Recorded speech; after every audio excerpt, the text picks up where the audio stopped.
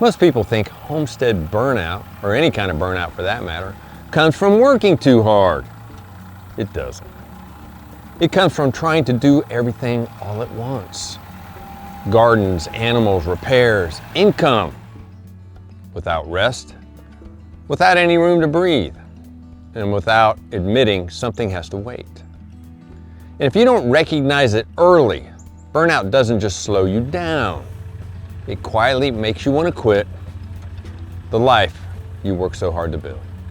It comes from trying to build a long-term, self-sufficient life using short-term effort, season after season, without sustainability built in. Today, I want to talk about where that pressure really comes from and why good people burn out,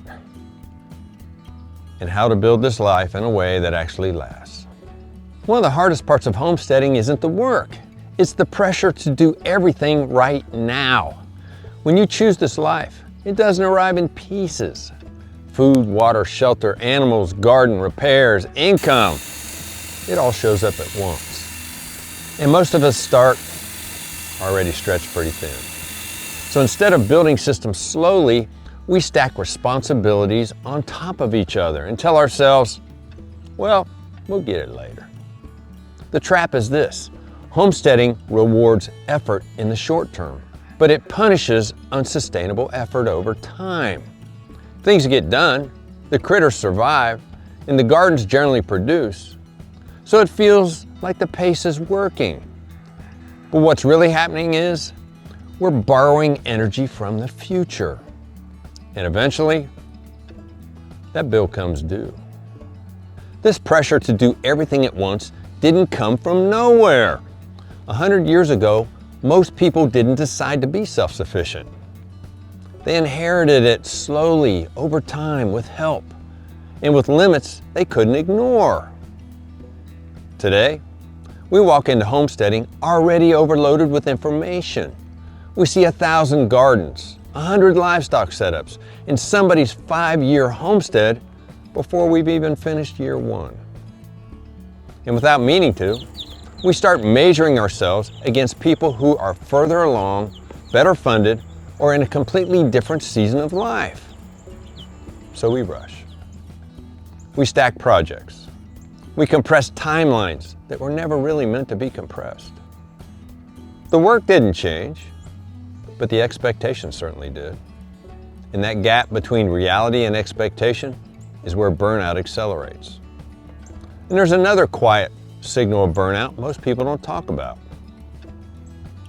If you've watched homesteading on YouTube for any length of time, you've probably noticed how many channels simply disappear after a few years. Not because those creators failed, but because the pace they were running couldn't be maintained. In addition to the homestead, they were filming, editing, producing, and trying to live this lifestyle all at the same time, and it compresses things even further. And it's a reminder that even those who look like they're doing great can be burning out behind the scenes. You know, I get questions and comments from all over the planet about homesteading and self-sufficiency. And I truly believe that somewhere along the lines, we started believing that if we buy it, or trade for it, or even get help with it, it somehow counts less. But real self-sufficiency was never about doing it yourself. It's always been about not being fragile when things go wrong. Historically, people have always shared tools and labor, seed, and especially knowledge.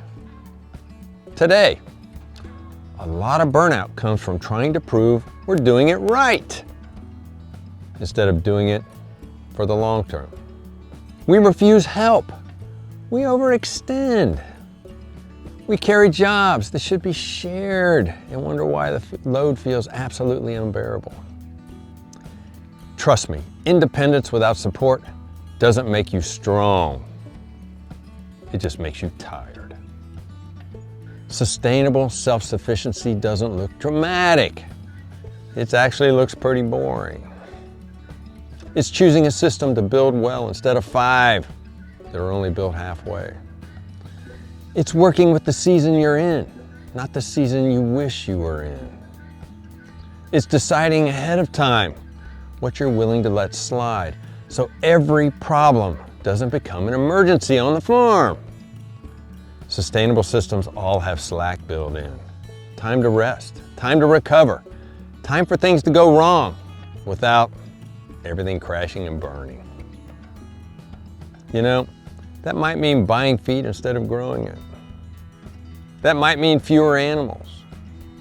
It might mean a smaller garden that you actually enjoy instead of the bigger one that, well, owns you. Self-sufficiency isn't measured in what you produce in a single season. It's measured by whether you can keep doing this life 10 years from now without resentment. A number of years ago, we learned to rely on the proper metrics. The people around me, the people that were trying to homestead at the time, were relying on output to measure how successful their homestead was. This never made sense to us. People would measure how much they grow, or how much they raised, or how much they relied on stuff from outside the farm. But output is a terrible metric of how this life is really working. Real success is waking up and not dreading your day, looking forward to what you have to do. And look, it's about having enough energy left to care about the people around you.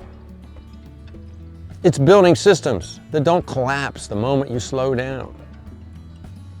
And if your version of self-sufficiency only works when you're exhausted, it isn't sustainable.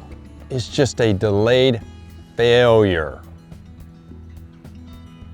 This life was never meant to be about proving something.